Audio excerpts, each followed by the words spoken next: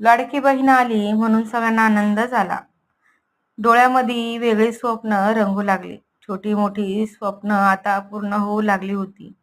खरंच सरकारने लाडकी बहीण योजना पैसे सगळ्यांना महिलांना दिले तर किती आनंद होईल. सगळ्यांच्या पोरांची फी, स्वतःचा सामान घेण्यासाठी कधीच कोणाकडे हात पसरायची मागायची गरज लागणार नाही. समजून घ्या ना फडणवीस दादा, एकनाथ दादाने कसे सरसकट सगळ्यांनाच पैसे दिले होते.